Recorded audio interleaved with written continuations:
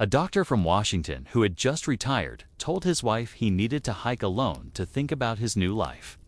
He left for Mount Rainier, but never returned, leaving his loving wife to wonder what happened. The case grew cold.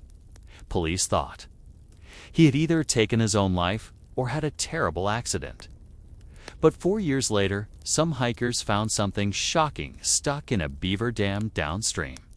It was proof that would show the official story was wrong, and that what his wife felt was true all along. Charlotte's hands shook as she put eggs in the pan. The morning sun came through her kitchen window, showing the shape of Mount Rainier far away. It had been for years since Robert kissed her goodbye that morning, promised he'd be back for dinner, and vanished into the mountains he loved. The eggs cooked, but her thoughts were on the old pain of not knowing. The loud ring of the phone made her jump and drop the spatula. She looked at the caller ID, Mount Rainier National Park. Her heart jumped. They hadn't called in 2 years. Mrs. Charlotte Henley. The ranger's voice was calm but kind. This is Ranger Mike Patterson from Mount Rainier National Park. We need you to come to the station. Some hikers found a backpack in a beaver dam yesterday, and we found out it was his from the number on the GPS tracker. It belongs to your husband, Robert. The words hit her hard. She held onto the counter, her knuckles turning white. A backpack? After all this time? Yes, ma'am. Can you come to the ranger station? We have some questions, and the police are already here. Charlotte's mind raced as she drove the road she knew so well to the ranger station, her hands shaking on the wheel. Every turn brought back memories. This was the road they drove together so many times. Robert always excited for another trip, always promising he'd be safe. She had trusted his experience and his careful ways. He'd hiked these trails for 30 years. The ranger station parking lot had 2 police cars next to the usual parked trucks. Charlotte's stomach felt tight as she walked inside. The smell of pine and old wood brought back more memories. Ranger Patterson, a solid man in his 40s, met her with kind eyes. Mrs. Henley, thank you for coming. This is Detective Morrison from the County Sheriff's Office. Detective Morrison, a tall woman with her graying hair pulled back tight, held out her hand. I'm sorry we're meeting like this. Please, sit down.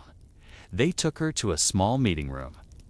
Robert's wet backpack was on the table, stained with mud and partly ripped. Charlotte couldn't breathe. She knew it right away. It was the gray and blue pack she gave him for his 60th birthday, with the red clip he always attached to the side. The hikers found it stuck in a beaver dam about 8 miles down the river from Spray Falls, Ranger Patterson explained. It was partly covered by branches and mud. We were able to find out it was his through the number on the GPS. Detective Morrison opened a folder. Mrs. Henley, we got the memory card from the GPS. The antenna was broken, which is why we couldn't find it during our searches. But the memory card still had information from before it broke. Charlotte leaned closer, feeling both hope and fear. What did it show? The data shows your husband left the path on purpose that day. The last signal was from a spot far from any marked trail, right about here.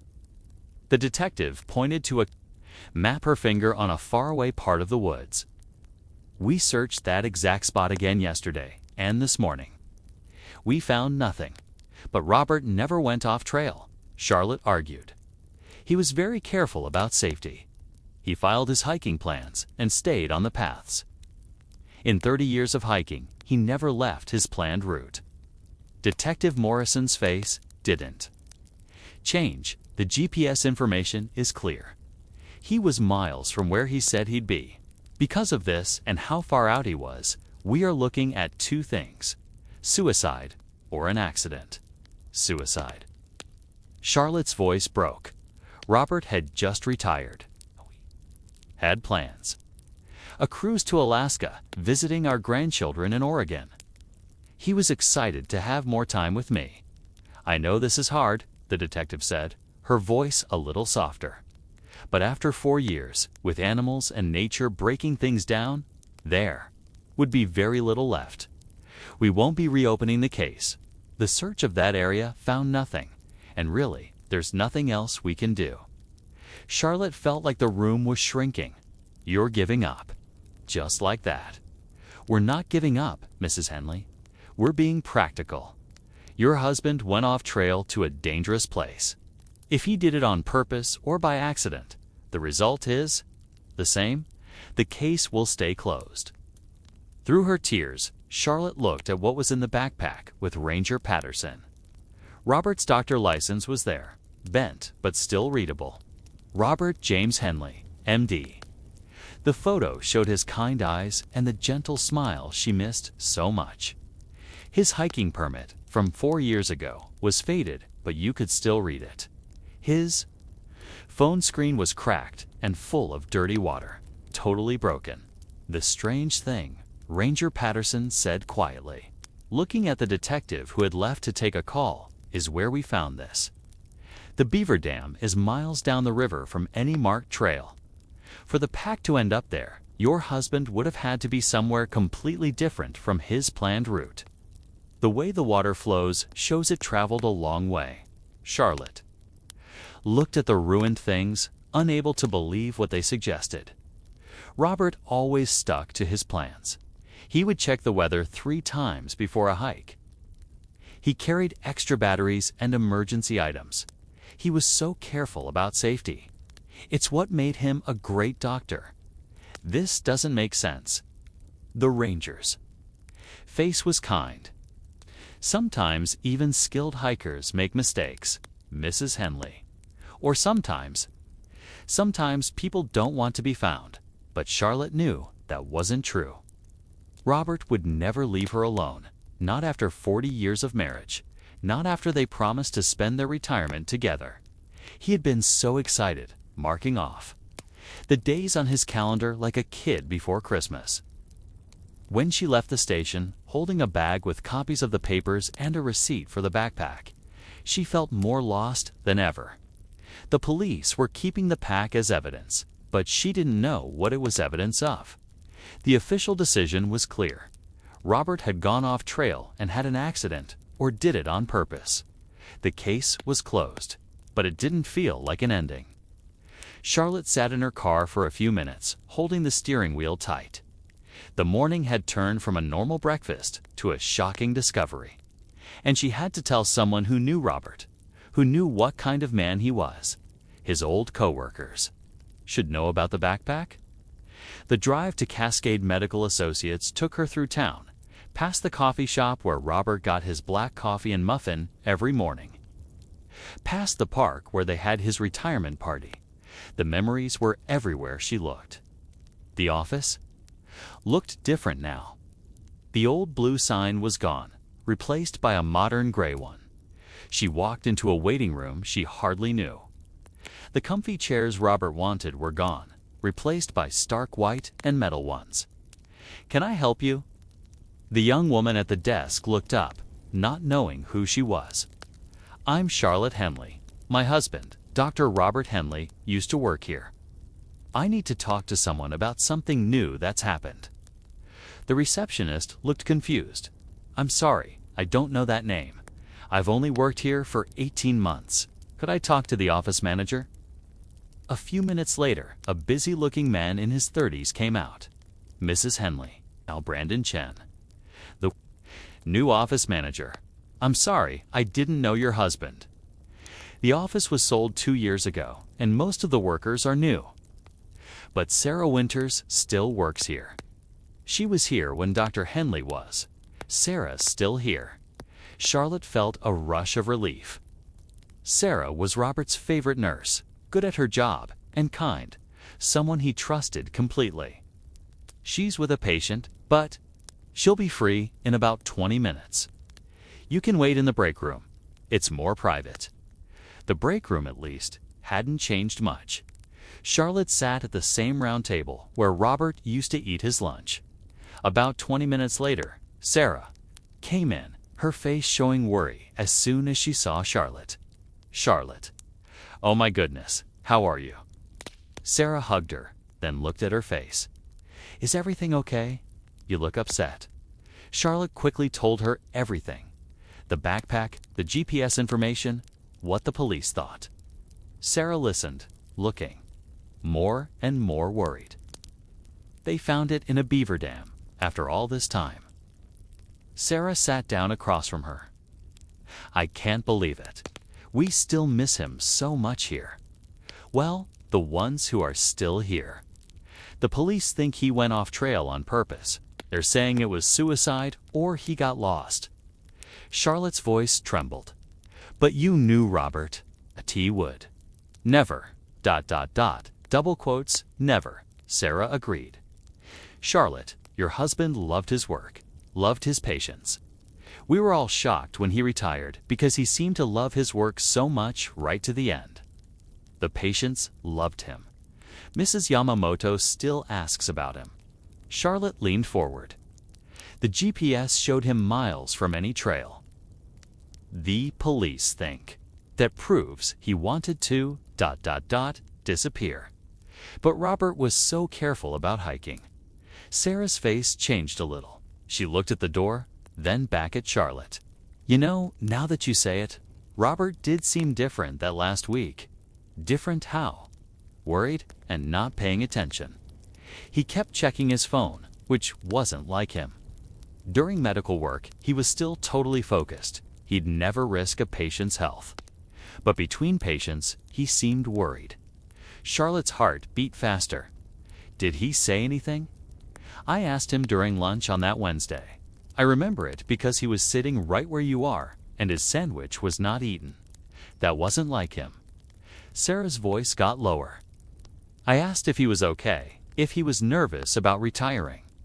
He forced a smile and said he had a lot to finish up." "That sounds normal enough." "It wasn't what he said, Charlotte. It was how he said it." His hands were shaking a little when he picked up his coffee. "In 15 years working with him, I'd never seen Robert's hands shake." The room felt smaller. "Is there anything else strange?" That week, Sarah got up, closed the break room door, and sat back down. Her voice was almost a whisper. "This is probably nothing, and I've never told anyone. But Dr. Harrison's behavior that week was odd. Harrison was Robert's boss. Charlotte remembered him as tall and handsome with silver hair. They'd had dinner with him and his wife many times. He wouldn't let anyone help with Robert's patients when he left. Usually, the whole team helps move files and records. But Harrison said he would handle it all himself. Maybe he wanted to make sure the patients were still taken care of. Well?" Sarah shook her head. "That's what I thought too. But, Charlotte, he was here until midnight a few nights that week. I know, because I forgot my keys one night and came back around 11 o'clock. His office light was on, and I could see boxes of files. The strange part is, he took them all home instead of putting them in our file room." Charlotte felt a chill. Robert never said Harrison was acting strangely. That's the thing. Harrison was normal during the day, happy and helpful, and he even threw Robert that nice retirement party. But after hours, Sarah stopped, shaking her head. "I'm probably thinking too much about it. Sadness makes us look for reasons." "You said Harrison took the files home. Did they ever come back?" "I don't know. By the time I thought to ask, the practice had been sold. I heard Harrison made a lot of money from that sale. He opened a new, bigger office across town. He's doing very well." Charlotte remembered Harrison's old office was nice, but not fancy. "Okay, that sounds like a big change. He has people investing. With him now?" There was an article about his new ways of billing and managing his practice. "He's talking at meetings about making the most money from healthcare." Sarah sounded like she didn't like it. It's very different from the Harrison who used to say patients came first. The door opened. "Sarah, your 2 o'clock is here." Sarah squeezed Charlotte's hands. "I'm so sorry about the backpack. If you need anything, please call me." She stopped at the door. "Charlotte, I know the police have their ideas, but I knew Robert. Whatever happened on that mountain, it wasn't because he wanted to leave you. He was always talking about your retirement plans. After Sarah left, Charlotte sat alone, thinking about what she'd learned. Robert was worried. Harrison was working late and taking files home. The big sale of the practice. None of it proved anything, but it was all strange. She thought about the dinners with Harrison, who had said such nice things at Robert's memorial. He had cried with her and promised to help. But now Sarah's words, very unusual for a boss to do the grunt work, stayed with her. What happened in Robert's last week? What made his steady hands shake? Charlotte left the break room and nodded to the front desk person, who was already busy with other people, other lives moving on while hers was stuck. But now, for the first time, she thought the past might hold secrets she never knew about. Charlotte's hands were dirty and her back hurt from leaning over boxes, but she kept looking. The storage unit smelled like mothballs and old paper. After what Sarah had told her, she had to look through Robert's things again. She had kept everything. From his home office, every file, every notebook. She had been too sad to sort through it before, just putting it all in boxes. Now, 4 years later, she had to do it. The first 3 boxes had nothing strange. But in the 4th box, between 2 big medical books, she found it. Robert's planner from his last few months. He always liked to schedule things the old way. With pen and paper, she turned to October, her fingers shaking as she found the week he vanished. Monday, October 12th, staff meeting. Tuesday, October 13th, retirement party. Wednesday, October 14th, Patterson and Associates, 2 p.m. Thursday. October 15th, meeting with Harrison, trail parking lot. 7 a.m., Charlotte stared at the words, shocked. October 15th, the day Robert went missing. He told her he was hiking alone to clear his head. She remembered what he said. Just need a day with the mountain, Charlotte. But here, in his own handwriting, was proof of a meeting with Harrison. At the trail parking lot at 7 a.m., the exact time Robert had left the house. Why did he lie? She looked at Wednesday's note. Patterson and Associates. The name sounded familiar. In the box, she found a folder with October receipts.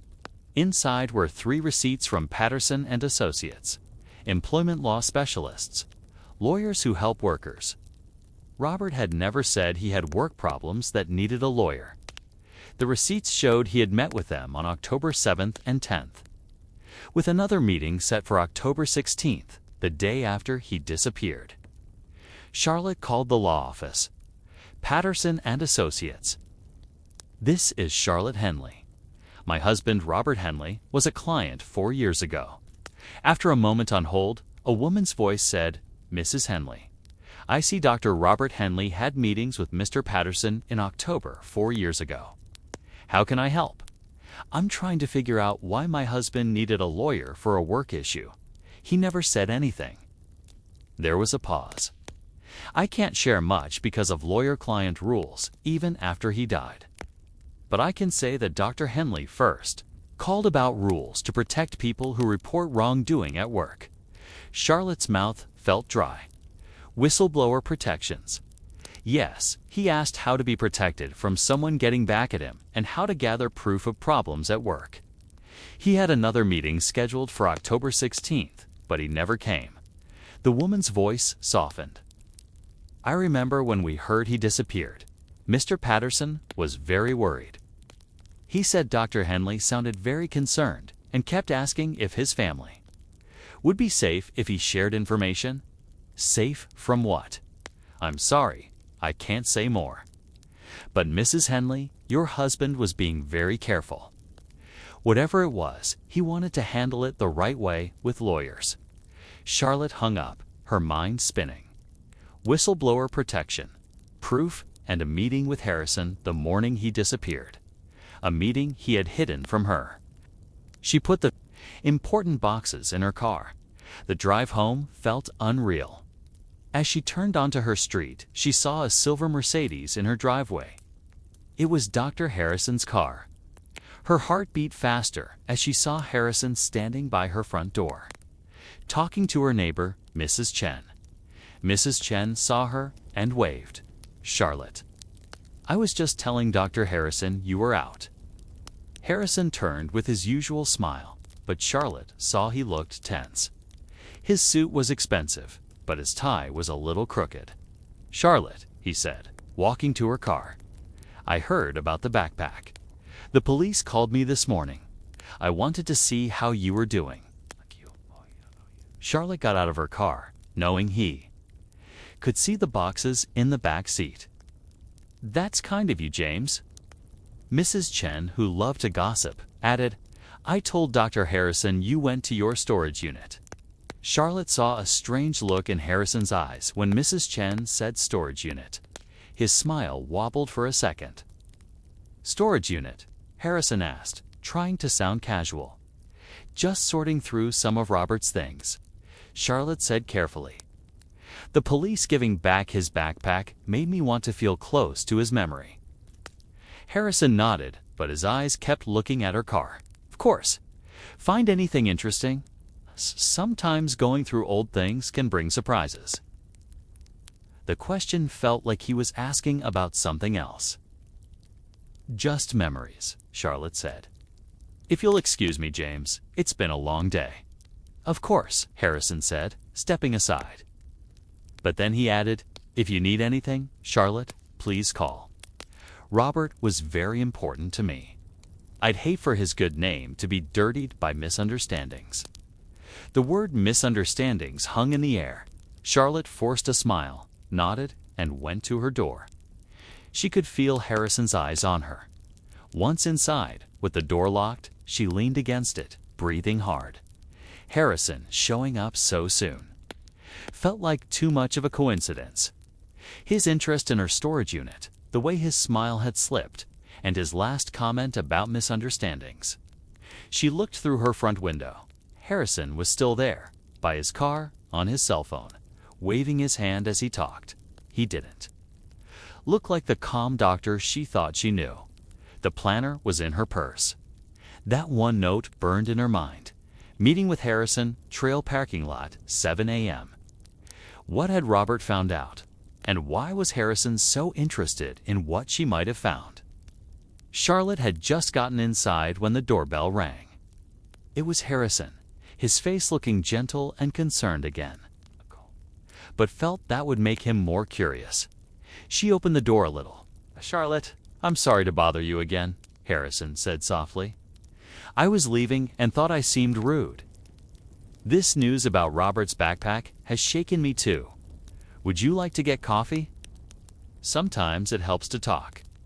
She felt strongly that it was a bad idea, but she also saw a chance. If Harrison was part of Robert's problem, maybe she could learn something. "I suppose a cup of coffee would be nice," she said carefully. "Great.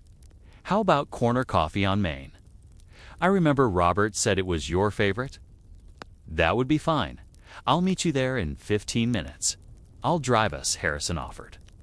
"No need for 2 cars." "No, I'll drive myself," Charlotte said firmly. "I have things to do after." A look crossed Harrison's eyes, but he nodded. "Of course, I'll see you there." Charlotte closed the door and texted her sister. "Ellen, meeting Dr. Harrison at Corner Coffee on Main. If you don't hear from me in 2 hours, call police," she added, not joking. Ellen's reply came right away. "What's going on? Are you okay? We'll explain later. Just please watch the time." The drive to the coffee shop was short. Charlotte parked where she could see her car from the window and picked a table in the busy main area, not the quiet corner Harrison pointed to. "You remembered," Charlotte said as Harrison came back with their drinks. A vanilla latte for her, black coffee for him. "Robert talked about you all the time," Harrison said. "He was so devoted to you."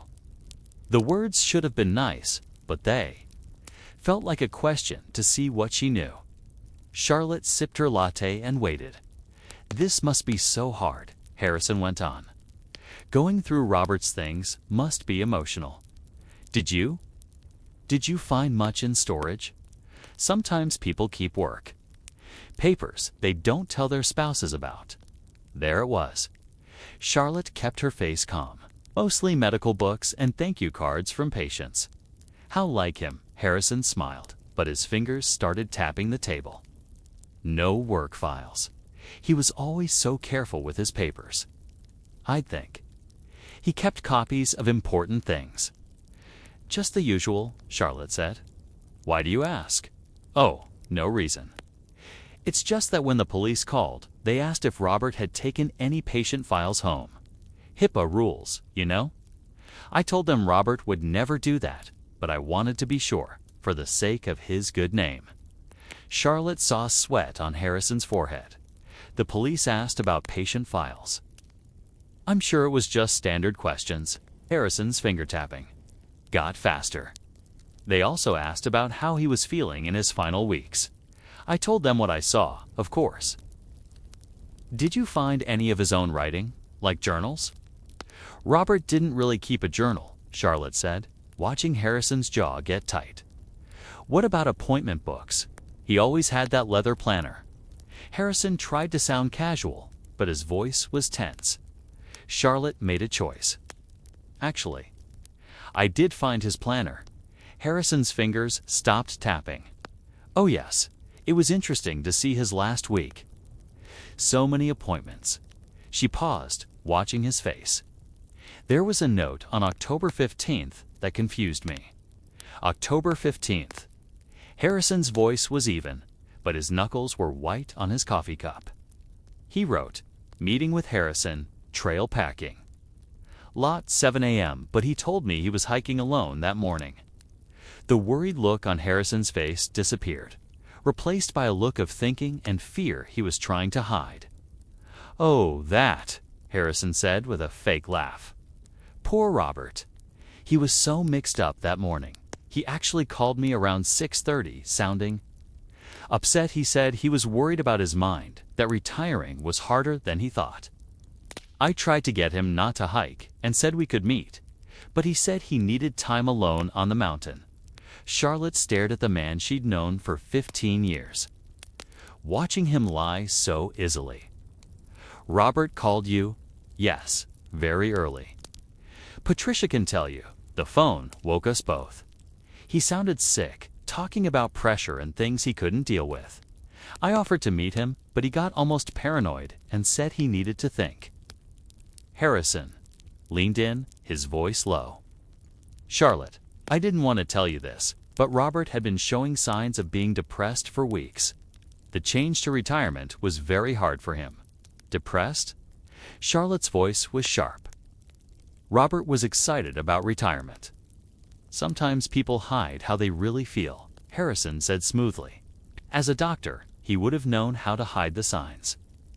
That confusion about our meeting, writing it down when it was just a phone call, that's common for someone under a lot of stress. But Charlotte knew that wasn't true. She'd seen the planner. Robert's handwriting was strong and clear, not confused. And Robert had never lied to her. If he had talked to Harrison, he would have said something.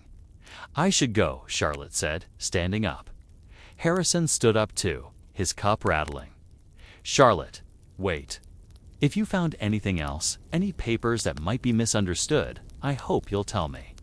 For Robert's sake, Robert's reputation doesn't need protecting, Charlotte said coldly. Excuse me.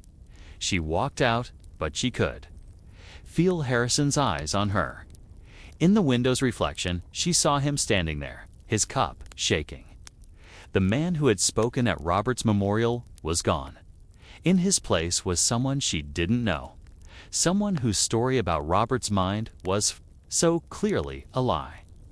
Robert wasn't depressed or confused. He had a meeting with Harrison, and Harrison was desperate to hide it. Charlotte's hands shook as she went into the restroom. The sounds of the coffee shop felt unreal. She locked herself in a stall and pulled out her phone, dialing 911. 911, what's your emergency? Charlotte whispered, "I'm at Corner Coffee on Main Street. I'm with someone who I think might be dangerous. Please send someone." "Ma'am, are you in danger right now?" "I don't know, maybe." "His name is Dr. James Harrison. He's asking questions about my dead husband and acting strangely. I'm scared. We'll send a car to check on you. Can you stay where you are? I have to go back out, or he'll know something's wrong. Please hurry." Charlotte ended the call and tried to calm down. She splashed water on her face and walked back out, trying to look normal. But what she saw made her stomach turn. Harrison had moved to her side of the booth, blocking her way out. "There you are," he said, his smile not real. "I was starting to worry." Charlotte forced herself to slide into the booth. "Sorry, I'm just feeling a bit overwhelmed today. I understand." Harrison's voice had changed. The fake kindness was gone, replaced by something hard. "You know, I drove past your house this morning, very early. Around 6 o'clock, I saw you had boxes out by the street. Spring cleaning in October." Charlotte's mouth was dry. There were no boxes by her street. Don't lie to me, Charlotte." He said sharply, "I saw you loading boxes at the storage unit." Mrs. Chen was very talkative. "I should go," Charlotte said, trying to get past him. Harrison didn't move. "What did you find?" "Nothing. Just memories, like I said." "Robert kept copies of everything, didn't he? Always so careful, so sure he was better than everyone." The last words were a hiss. Charlotte pushed against him. "I need to leave. My sister is waiting for me." For a second, Harrison didn't move. Then he stood up. "Of course, let me walk you to your car." It wasn't a question. Harrison's hand was on her elbow, his grip tight as he led her out. Charlotte looked around the coffee shop, hoping to see someone, but everyone was busy. The October air felt cold. The parking lot was almost empty, her car far away. Now that distance felt huge. Where are they? Harrison's voice had lost its act of being friendly. "Where are what?" His grip got tighter. "The papers, the files, whatever Robert kept. I know he made copies." "I don't know what you're talking about." Harrison spun her around, pushing her against her car. "Don't play dumb with me." Robert was going to ruin everything, thinking he was so much better than everyone. 40 years of building a business, helping people, and he wanted to tear it all down over some numbers. "James, you're hurting me." "Where are the files?" He shook her, his face close to hers. "Did you give them to the police? The FBI? Who else knows?" Charlotte tried to get away, but Harrison was strong. "Let go of me. People saw us leave together. If anything happens to me," that's when she saw the gun. Harrison pulled it from his jacket and pressed it against her ribs. The metal felt cold. "Get in my car." "James, please, get in the car." He pushed her toward his Mercedes, the gun hidden between them. "Move." Charlotte felt weak. "You don't have to do this." "Whatever happened with Robert, shut up." Harrison opened the passenger door. "Get in, or I'll shoot you right here." Charlotte looked around, but no one saw. "Please," she whispered. As Harrison pushed her into the seat, "I have grandchildren. You should have thought of that before you started digging." Harrison slammed the door and got in the driver's side, the gun now pointed at her. Hands where I can see them. Charlotte put her shaking hands on her lap as Harrison started the car.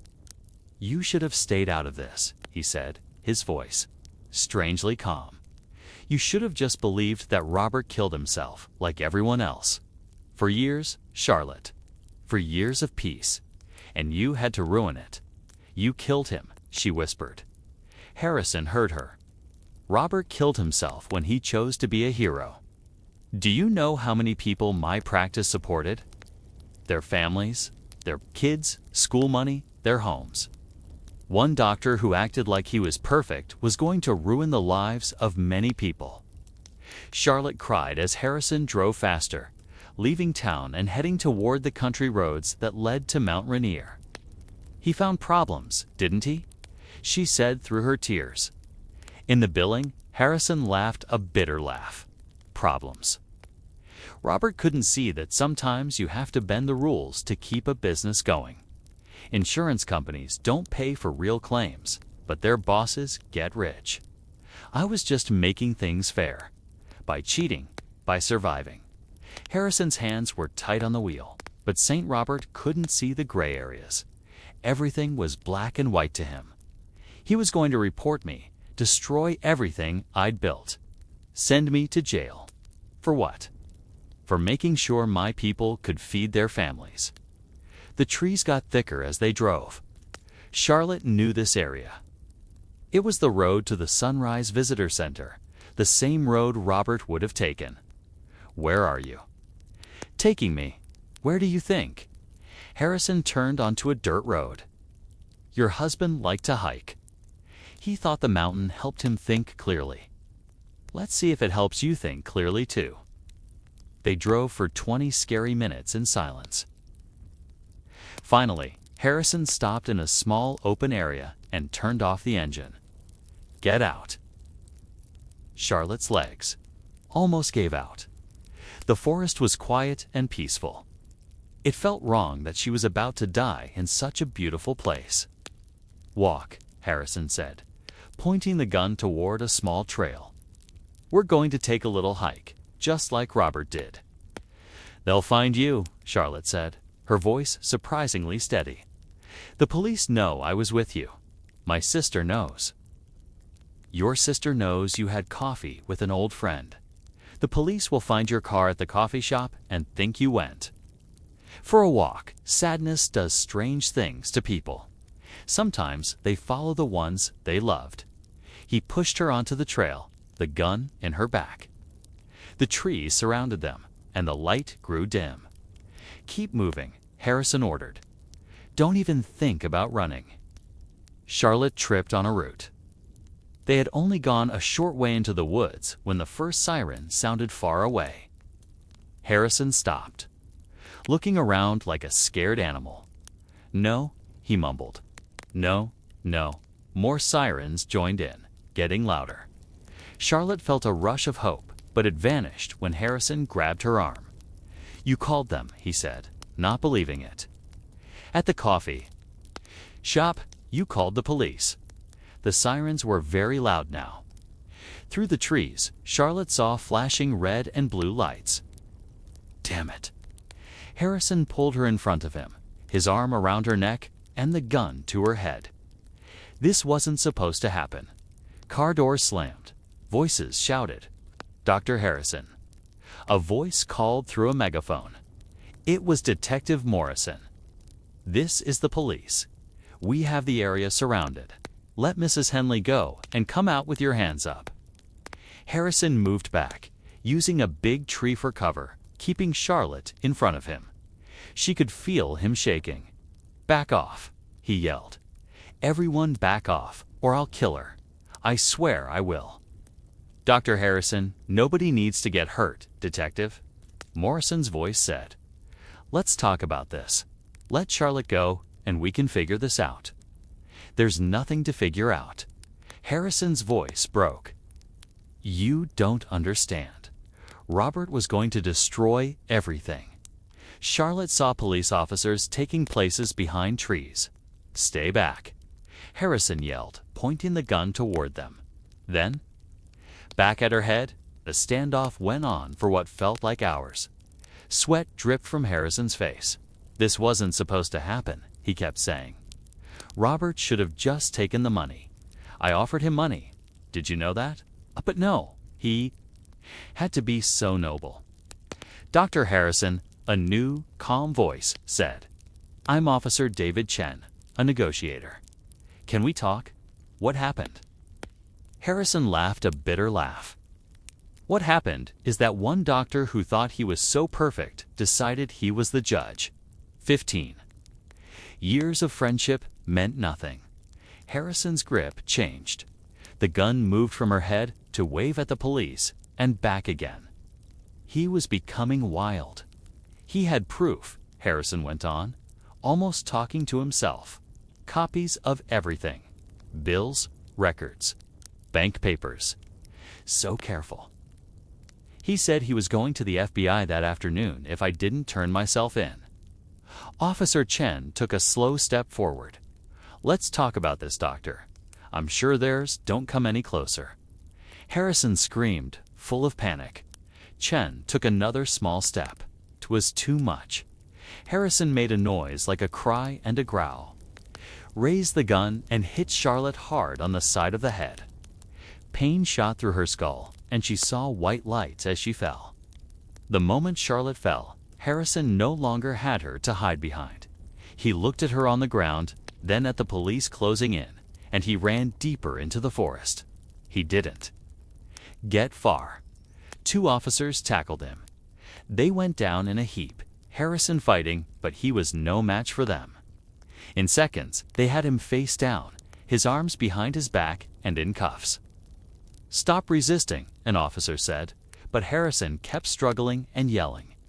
You don't understand. Robert destroyed everything. My business, my good name, my life. He destroyed it all with his need to do the right thing. 40 years of work gone because one man couldn't mind his own business. Charlotte held her bleeding head as medics ran to her. She could hear Harrison still shouting as they pulled him up, his expensive suit covered in dirt. He wouldn't listen. Harrison screamed. I begged him, offered him money, but he had to be the hero. Well, where did it get him? The medics were gentle, checking Charlotte's eyes and putting a bandage on the cut. You're going to be okay, one said. Through her pain and tears, Charlotte watched them drag Harrison away. The kind doctor she knew was gone, replaced by this wild stranger. Detective Morrison knelt beside her. You did good, Mrs. Henley. That 911 call saved your life. Charlotte nodded, which hurt.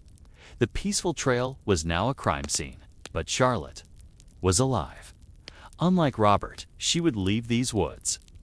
The thought brought new tears, but also a dark kind of happiness.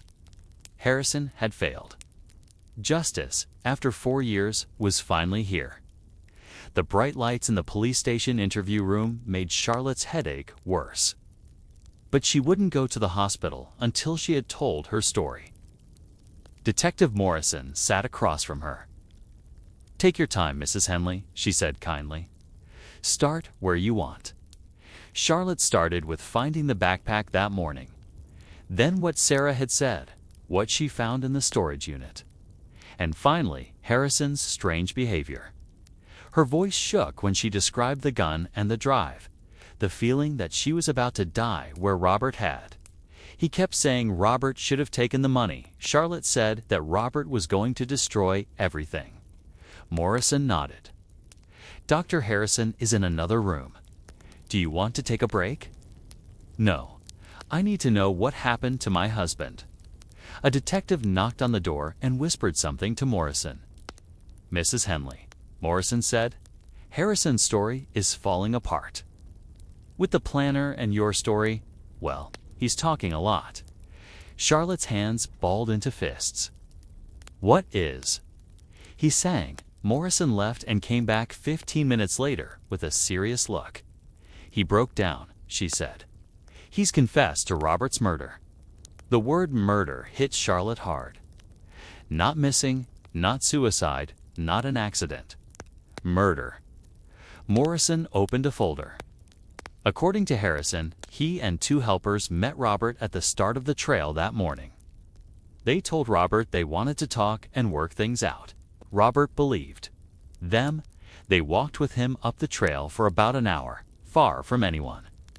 Charlotte closed her eyes, imagining Robert hiking with those men, probably still hoping to solve things peacefully. They stopped at a place with a view. Morrison went on. Harrison tried one last time to buy Robert's silence. When Robert said no and that he was going to the FBI that afternoon, Harrison says one of his helpers pushed Robert. But since Harrison has been lying so much, we think he either ordered it or did it himself. How? She whispered. It was a 200-foot drop onto rocks. Death would have been instant. He wouldn't have suffered, Mrs. Henley. Charlotte nodded, unable to talk. Morrison gave her a moment. Harrison and his helpers made it look like Robert went off the trail by himself. They broke the GPS and threw the backpack in the river, thinking it would never be found. But why? Charlotte asked. What was worth killing for? Morrison showed her another paper. It gets messy. Harrison admitted to cheating insurance companies for 15 years. He was billing for things that never happened, sometimes on patients who were already dead. The computer files were changed to show fake treatments. Sarah said he took all the files home. Charlotte said slowly, covering his tracks. But that's not all, Morrison said, her face grim. Harrison was also selling human organs, illegally. He was taking black market money for organ transplants, using his real office as a cover. He had a whole network of crime. Charlotte felt sick. The man who had praised Robert's goodness was running a criminal business. Robert found problems in his last weeks, Morrison explained. Harrison got careless, or maybe Robert was just that good at his job. Robert started looking into it, gathering proof. The lawyer, Charlotte said suddenly. He was asking about whistleblower protections. He was building a case. Harrison found out. He tried to buy him off, then threatened him. Robert didn't stop. An officer came in and spoke quietly to Morrison. The detective's face showed both relief and sadness. Mrs. Henley, Morrison said gently. Based on what Harrison said about the exact spot, we sent a helicopter to the cliff area. They found ... They found remains. Charlotte's eyes filled with tears, for years of not knowing. The remains are stuck between rocks in a deep crack. Teams are working too, to bring him home. I have to tell you, after 4 years, we'll need DNA to be sure it's him, and ... much is missing. Charlotte nodded, tears running down her face. But I can bury him. I can give him a real funeral. Yes, Morrison said softly. You can. Charlotte wiped her eyes. What about Harrison's helpers? He's giving up their names to get a better deal. 2 men who worked for him. We're picking them up now. The FBI is getting involved. This is big, Mrs. Henley. Your husband found something much bigger than just one bad doctor.